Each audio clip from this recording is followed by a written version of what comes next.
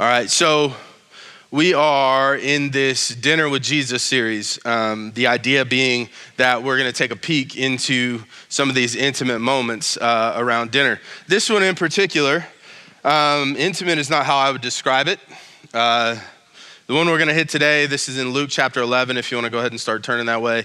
We're going to start, the story we're going to camp in starts in verse 37. But this story in particular is, intimate isn't the word I'd use. Uncomfortable is a little bit more like it. Like Jesus ruins dinner. That should just be, you know, those little headings they put in the Bible?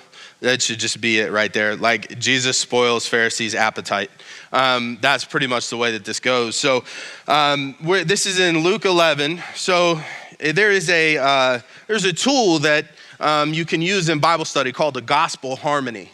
And what this does is it syncs up the timelines from all the different gospels so that you can kind of make sense of when things happened, right? If you've ever been reading and you get confused across the book sometimes, like when did this happen here, when did this happen there? So that's what a gospel harmony does, is it syncs everything up. Now, the idea, or the reason that I bring that up is this story is basically dead in the middle of Jesus' ministry. This is just dead in the middle of that 3 years where he's going around healing people and teaching. And basically, this is one of his interactions with the Pharisees. Now, what happens leading up to where we're going to camp today, he starts by driving out a demon. This is chapter 11, starts in 14. And they say he's doing it in the name of the devil. And Jesus says, well, a house divided against itself can't stand, so I'm not doing it in the name of the devil, I'm doing it in the name of God, right? And then, so they're starting to challenge him here already. Then he goes into a teaching about the sign of Jonah and how wicked the generation is and everything else. Then he goes into this teaching about the lamp of the body. I think it's instructive that this teaching is right before the dinner interaction we're about to have. So I'm going to read it to you, and then we'll kind of get rolling. This is verse 33. No one lights a lamp and puts it in a place where it will be hidden under a bowl. Instead, they put it on a stand so that those who come in may see the light. So this is where we get the song, This Little Light of Mine. This little light. Anyway, I'm not going to get the melody right, so I'm going to stop right there. Your eye is the lamp of the body. When your eyes are healthy, your whole body also is full of light. But when they are unhealthy, your body also is full of darkness. See to it then that the light within you is not darkness. Therefore, if your whole body is full of light and no part of it dark, it will be just as full of light as when a lamp shines its light on you. So Jesus, 35 is the one that pokes out here. It's see to it then that the light within you is not darkness. What he's saying to these people is see to it that the thing that you think is godliness in your heart isn't evil. Make sure that what you think is right actually is right. Make sure that you're not following false gods. Make sure that the light in you is light and not darkness. Now, you may think, well, I know right and wrong, and so I'm good. I don't have to worry about that. That's just, look, we are born with a sin nature. We were born with a propensity towards evil, right? And each one of us is capable of evils that we can't imagine in the right circumstances, right? And each one of us is capable of being good sometimes. The problem is that we are corrupted by sin from the beginning, right? And so if that's the case, in the absence of God, in the absence of the Holy Spirit, you may be deceived that what you think is light is darkness, right? And this is ultimately the problem that Jesus has with the Pharisees here. So 37 through 54. When Jesus had finished speaking, a Pharisee invited him to eat with him. So he went in and reclined at the table. But the Pharisee was surprised when he noticed that Jesus did not first wash before the meal. Then the Lord said to him, now then, you Pharisees clean the outside of the cup and the dish, but the inside you are full of greed and wickedness. You foolish people, did not the one who made the outside make the inside also? But now, as for what is inside you, be generous to the poor, and everything will be clean for you. So they're starting to judge him because he didn't wash his hands. And he's like, were you not just listening? Like, you think that you're holier than me, but you're literally staring at God. Like, you have traded in the light for darkness, right? And so then he goes into a list of 6 woes. So just confession time. When I would read the Bible, especially when I was younger, I would get to passages where it said woe, and I would just be like, that's my cue to skim, right? Because who talks like that, right? If I were to walk up to you on a Wednesday and be like, woe to you, you'd be like, yes, good sir, you know? And like, how's the king? Like, you know what I mean? Like, it's just not how we talk. And so the disconnect would happen, and I would just be like, all right, I'm gonna skim through this. Like, this is whatever. But actually, when you see woe, you should go, whoa, I should stop, right? That was a cheesy joke. Thanks a lot, guys. Anyway, if you didn't catch it, the second woe was WOAH. We need closed captioning. The deal here is you should stop because it's a warning, right? It's a warning. Jesus is condemning a behavior. Jesus is condemning something. It's a warning that you should call out and you should see. So the first woe, 42.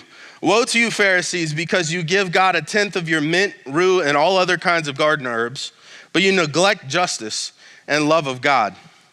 You should have practiced the latter without leaving the former undone. Woe to you, Pharisees, because you love the most important seats in the synagogues and respectful greetings in the marketplaces. Woe to you, because you are like unmarked graves, which people walk over without knowing it. One of the experts of the law answered him, Teacher, when you say these things, you insult us also. So he yelled at the Pharisees, and now there's another person who's a teacher of the law, and he's like, what the heck, dude? You're stomping all over all of us. And Jesus replies, yes, I am. And you experts in the law, woe to you, because you load people down with burdens they cannot hardly carry, and you yourselves will not lift one finger to help them. Woe to you, because you build tombs for the prophets, and it was your ancestors who killed them. So you testify that you approve of what your ancestors did. They killed the prophets, and you build their tombs. Because of this, God in his wisdom said, I will send to them prophets and apostles, some of whom they will kill and others they will persecute. Therefore, this generation will be held responsible for the blood of all the prophets that has been shed since the beginning of the world, from Abel to the blood of Zechariah, who was killed between the altar and the sanctuary. Yes, I tell you, this generation will be held responsible for it all. Woe to you, experts in the law, because you have taken away the key to knowledge. You yourselves have not entered, and you have hindered those who were entering. When Jesus went outside, the Pharisees and the teachers of the law began to oppose him fiercely and to besiege him with questions, waiting to catch him in something he might say. So this seems like it's a turning point in his relationship with the Pharisees and the teachers of the law. As it should be, because he basically was like, hey guys,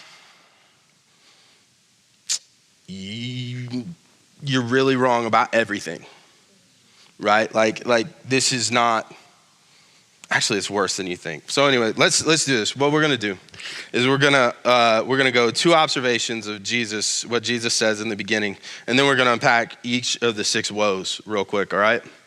So the first thing is verse 38. Well, 37, Jesus finished speaking. A Pharisee invited him in to eat, so he went in and reclined at the table. But the Pharisee was surprised when he noticed Jesus did not wash before the meal. Sometimes God will set you up to teach you a lesson. This was a setup. He should have washed his hands. Now, if you had somebody over to your house, and you know how some of these houses, I used to live in a townhouse that had a tiny little half bath, little powder room, right? And it was right next to the dinner table. You knew if they were going number 1 or number 2, and you knew if they washed their hands. Now, if somebody comes over to your house, you got a bathroom like that, you can hear the water come on, and you don't hear the water come on, you're judging them a little bit, right? You're like, you're gross. I'm gonna now sanitize my hands before I touch everything you touched, right? Or if you have 2-year-olds, you don't care anymore. You've given up. But anyway, so I gotta keep going. So that's the like, it's not crazy that they would be like, hey, that's ew, right? And even more so back then, because this is a matter of ritual. This is a matter of ritual cleansing. You need to do this all the time. This is a prescribed behavior. And like, it makes sense because germs, right? And you know, they didn't have toilet paper, so how you reckon that worked out? You know? And they didn't have antibacterial soaps. They washed all the time. As a matter of fact, if you were Jewish, you would have washed in between courses of a meal, typically. And Jesus sits down, having just been outside amongst everybody, and doesn't do anything. And he set them up. And he set them up. Sometimes God will set you up to teach you a lesson. Now, we hear that, and that sounds like God's mean. But if you're a parent, you've done this to your children. You've watched them behave a certain way, and you've let that happen. And then once they experience the consequences, you walk them through the consequences. Right? Sometimes God will do that to us. Why? Well, because he probably tried to tell us in the first place and we didn't listen.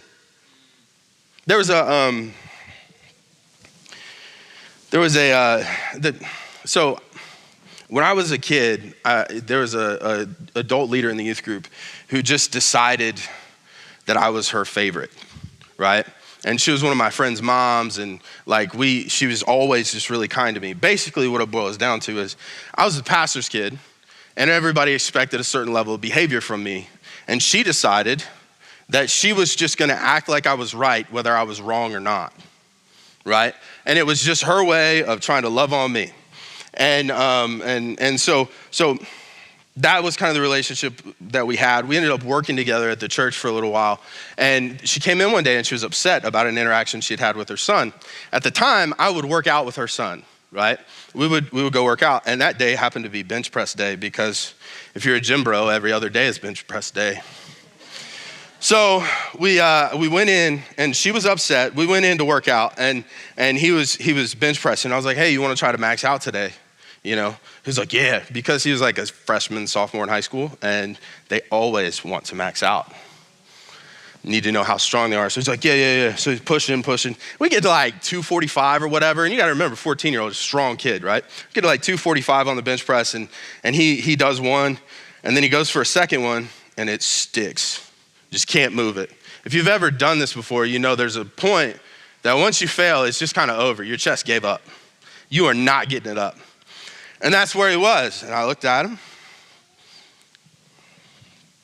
He's like, are you gonna help me? I was like, yeah, I am. But you made your mom cry today? Right? So are you gonna apologize? Yeah, if you don't let me die. All right. You know, I set him up. I knew he was gonna fail. That's what you do when you max out. He was gonna fail. I set him up. Sometimes God does that to us just so that we can learn the lesson he wants us to know. The next thing, a corrupt heart soils the entire person. Verse 39, then the Lord said to him, now then, you Pharisees clean the outside of the cup and dish, but inside you are full of greed and wickedness. What's it matter to God if you act right, but you're still corrupt in here, right? That's the whole problem in the first place, right? Like, that's what I was saying a little bit earlier. We are all capable of being generally good people. And we are also all capable of doing horrible, horrible things that we'd imagine we can't do. There's been studies on this stuff where they put psychological studies where they put people in certain positions and put certain social pressures on them, and they do things that they never imagined that they do. I mean, just unpack for a minute. We just lived through the COVID pandemic. Did you ever think that you'd stay in your house for 3 weeks? The right social pressure will cause you to do things, right?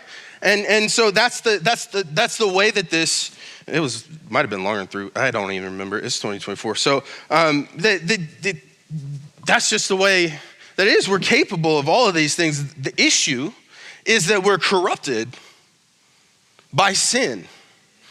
And so we're not capable of being godly without God's help. We're not capable of being godly without God's help. And so a corrupt heart soils the entire person. Ultimately, that's what Jesus is trying to get across to these guys. Is like, you guys do all the right stuff, but you guys are still messed up. You do all the right stuff, but you guys don't care about people. You don't care about God ultimately, right? So the woes, 42. Woe to you, Pharisees, because you give a tenth of your mint, rue, and all the other garden herbs, but you neglect justice and the love of God. You should have practiced the latter without leaving the former undone.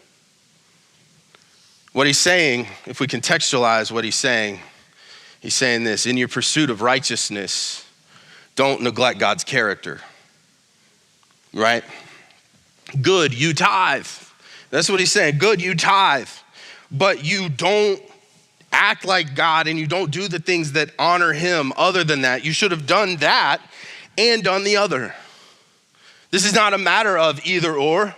This is not an option of either or. If you want to honor God, you need to act in his character. You need to love people. You need to care about people. It would be as if we were in DC and we were walking around and we had just walked out of a church and we had just given a big check. We just cut a big check to the church, right?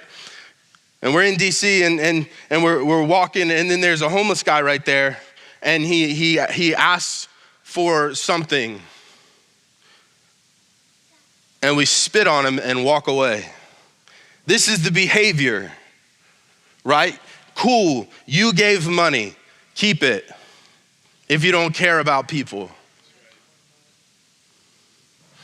The next thing, 43, woe to you, Pharisees, because you love the most important seats in the synagogues and the respectful greetings in the marketplaces. But essentially, the warning here is be humble or be humbled, right? And if you've been in church long enough, you've met somebody like this. They have their seat. And if you sit in their seat, you will know. And inevitably, the people who are like real cagey about their seat, it's always in a pew. There's not really a seat. And also, that's not the most comfortable one. There's no comfortable ones. What's going on, right? So don't sit in my seat, right? The Pharisees, you want people to respect you. You want to be seen. You want to sit in the best seats. You want to sit up front. You want everybody to see how good you are. Jesus says that's not good. Either be humble, submit to him, or one day you'll be humbled and he'll make you. Right? The next thing, this one's interesting. Woe to you, 44, woe to you, because you are like unmarked graves, which people walk over without knowing it. So this is a weird thing, because if you were to walk over an unmarked grave today, you'd be like, that's a little creepy. And then that's all. You wouldn't think about it at all, right? But in this time, if you were to walk over a grave, you'd be defiled. That would be dirty. You don't do that, right? At all. Even if it's unmarked. Now, we know God has grace for these kinds of things, right? We're the ones who get legalistic, but God has grace for these kinds of things. But the Pharisees, that's what they got their PhD in legalism. And so if someone walked over an unmarked grave and the Pharisees knew about it, they would treat that person as if they were defiled. They would treat that person as if they knowingly did this, right? And so what Jesus is doing here is flipping their own legalism on them. He's turning it on them and saying, you are like an unmarked grave. Everyone who comes in contact with you is defiled by your presence. And ultimately, if we were to contextualize this, to try to make sense of it for us today, it would be this: hiding your corruption only brings corruption on those who follow you. Hiding your corruption only brings corruption on those who follow you. If you're a parent, You know that to be true because you see it. You may be having a bad day and you're trying to hide it, but then you snap once and then the next thing you know, your kids are snapping at each other. But also if you're a parent, this should be the most humbling, sobering thing that there is, because whatever sin it is that you struggle with in secret, you're gonna pass it on if you don't bring it into the light. You're gonna pass it on if you don't bring it into the light. First of all, there are no secrets when it comes to your children. They figure out everything. Everything. My oldest daughter knows how I got all the scars I have, and I haven't told her any of the stories. My mom told her, and now she knows all of them and tells me how it happened and gets it half wrong every time, right? Like there are no secrets. There are no secrets. And whatever it is that you hide, whatever sin it is that you hide in your life, you will pass that on. This is why we have these you'll see the generational curses, generational sin, and you also see generational blessing. Generational blessing starts when the leader of a family brings their sin into the light and the rest of the family does as well, and God heals it. And now we have blessing that passes on and passes on and passes on. Generational sin or generational curses happen when we hide our brokenness from one another and we allow it to continually corrupt us, and then it corrupts our children, and it corrupts their children, and it corrupts their children. If you don't want to pass these things along, bite the bullet. Bring them into the light. Allow God to do his work. And you're like, I pray about it all the time. You are not allowing God to do his work until you make it known to someone else. Probably your spouse, a close friend.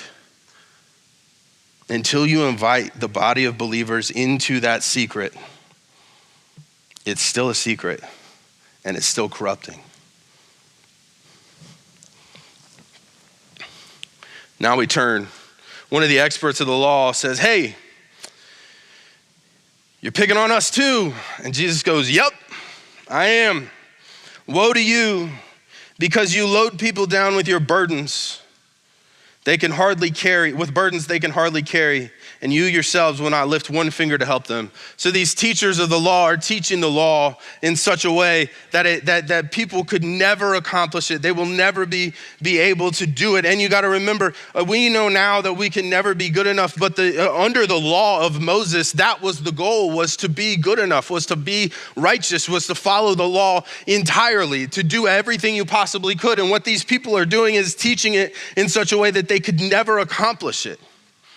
And then they're setting themselves up, right? The guy said, you're insulting me too. So he's insulted by the idea that being down front and being the person that's venerated is a bad thing, right? Is not something to be proud of. And so literally he's setting himself up as the example for all of these people who are not accomplishing the right thing, right? And what Jesus says, essentially what Jesus is saying here is your self-righteousness will be your condemnation. Like you try to justify yourself. You try to act like you are the best. You try to act like you are good enough. You try to act like you are perfect in following this law. And ultimately that's going to be your condemnation because you don't even know God. You've met that person in church too, right? They probably yelled at you about something other than your seat, like, wearing a hat or not wearing nice enough clothes, right? Meanwhile, they hadn't smiled in 48 years. Forget the love of Jesus. They lost some muscles, sorry. Your righteousness will only lead to, your self-righteousness will only lead to condemnation. 47, woe to you because you build tombs for the prophets, and it was your ancestors who killed them. So you testify that you approve of what your ancestors did. They killed the prophets and you build them tombs. What Jesus is saying here is you only like dead prophets. What a prophet's job was to be God's mouthpiece and to call the people back to him, to call the people back into right standing with God. That's what the prophet's job was. And what would end up happening to most of these prophets is that they would be killed. And if they weren't killed, they were persecuted, they were hated, they were rejected. And so what he's saying is, woe to you, because you only like dead prophets. You want to be able to celebrate them when they're gone and act like your ancestors were good and listened. You want to be able to do all of this, but when you're faced with a prophet right in your face, you hate them and want to kill them. And ultimately, he's right, because what do they do to him? Hating God's rebuke is hating God. Hating God's rebuke is hating God. God's rebuke is the thing that sets you straight. God's rebuke is the affirmation of his love and his care. Like the God of the universe would take time to try to correct your course. That's insane that he would do that. Yet still, when we receive God's rebuke, sometimes we don't like it. Sometimes we hate it.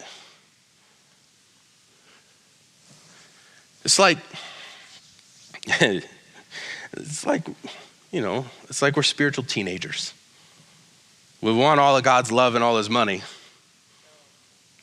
but we don't want his instruction, right? When I was, I may have told this story before, but when I was 14, 15, you know that time period when you start to think you can take your dad? Guys, like you're like, I could beat him in a fight. I'm pretty sure I could take him out.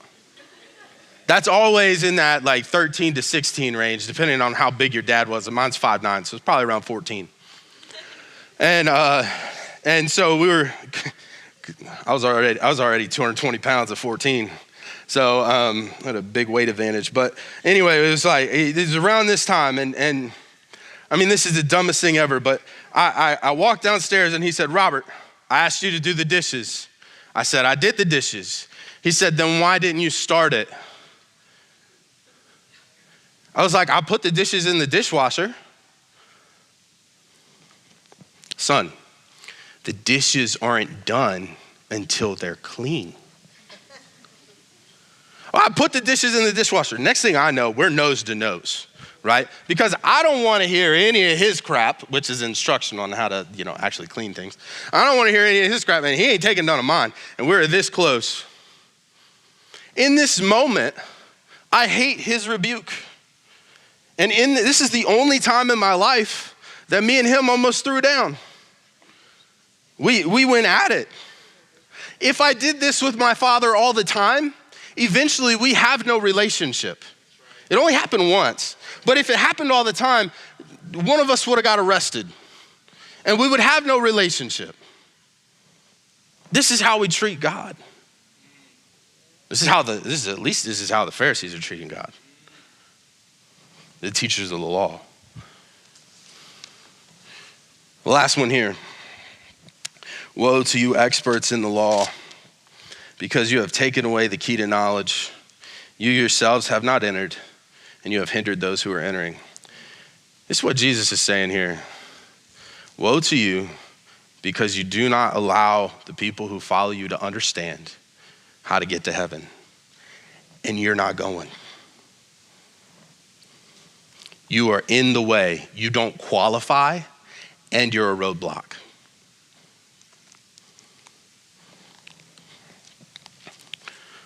Putting yourself in God's place makes you a roadblock to heaven. That's ultimately what they've done, right? They're the teachers of the law. They're interpreting all of this for these people, and they've made it a stone that only is a stone that is around their necks, the necks of these people, and it's a weight, it's a burden that they can't carry, that they can't shoulder, that they can't make happen. They can't do it all. And God shows his grace and mercy all throughout the Old Testament for us to believe that this untenable thing is what God intended, is what God had in mind for this to be carried out, is just crazy, right? We see God's grace and mercy all throughout the Old Testament, but we don't see his grace and mercy at all in the Pharisees and the teachers of the law and how this is carried out. And so Jesus says, you've made it hard for those who are going to get in, and you don't even know what it looks like. You have no idea what it even looks like. At the end of the day, all of these warnings go back to the original 2 points. Sometimes God will set you up to teach you a lesson. And a corrupt heart always soils the entire person. So, I'll tell you a story. So Pastor Shannon said I could share it, so I'm gonna share it. So here's the deal. She helps us with pastoral stuff here, but also she's a teacher. And she just had to go do some recertification testing and all of that stuff, right? And she went out to the Eastern Shore to do it, and it didn't work. Like, all the other computers in the room worked, but her computer never worked, and they put her at multiple computers.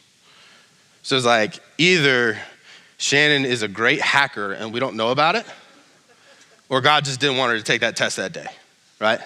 We're gonna go with the second one, because I've seen her try to use a cell phone. So, love you. So she ends up taking the test over at the church in La Plata. And this is where the setup happens, because this is a high stress moment. Like, anytime you have to take a test to be able to continue to make your living, that's a little terrifying, right?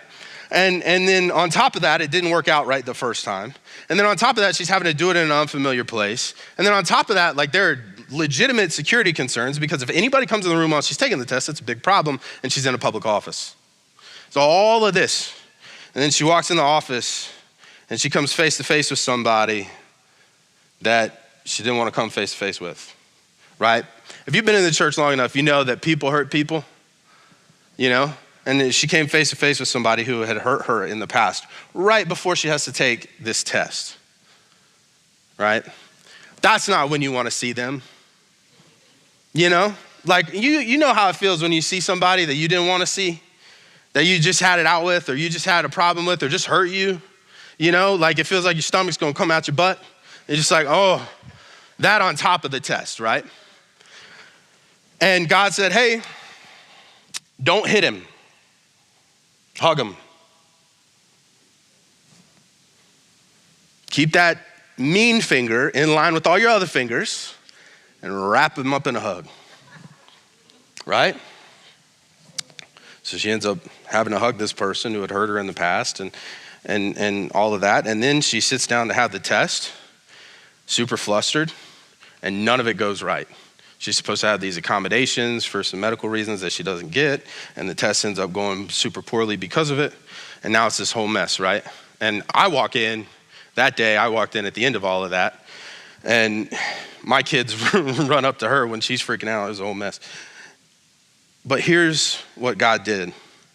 God set her up for that hug. That had to happen. Why?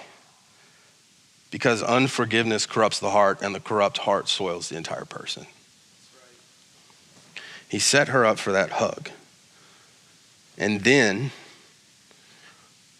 she learned her lesson because she gave the hug. She didn't hit him.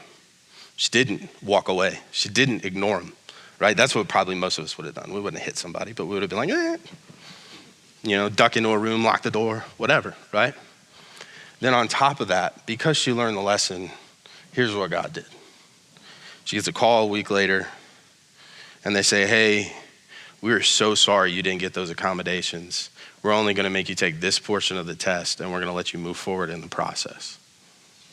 So, God taught her the lesson and cleaned up the mess on the back end. Actually, more than that, made everything better. This is what happens when we listen to him. This is what happens when we follow him. He's for us and he goes before us. But when we allow our hearts to be corrupted, all of these woes, that's what describes us. That's what happens to us. That's how far from him we get. So sometimes God's gonna set you up to teach you a lesson, All of that to say this. Sometimes God's gonna set you up to teach you a lesson. Learn it. Just learn it. You have a choice. You can learn it or you can refuse to learn it. And if you refuse to learn it, you risk corrupting yourself spiritually and removing yourself from his presence. Learn the lesson. Let me pray with you. God, we love you. We thank you. Lord, we thank you for Jesus, and that through Jesus, we get the opportunity to have a relationship with you, and we don't have to deal with all of these crazy rules. But Lord, we also just pray. Lord, we pray that you would keep our spirits in check, that we would learn to love your rebuke, that we would learn to listen to what it is that you have to say, that we would learn the lessons you want us to learn. Lord, I pray that we would just move in your direction. Not because we act better, but because we're actually getting better. Because every interaction with you is an interaction that heals me. Because every day that I submit to you is a day that I move in your direction. Because every moment that I submit to you is a moment that my heart is healed. It's a moment that I'm becoming new. Lord, we love you. We thank you for everything you're doing. Amen.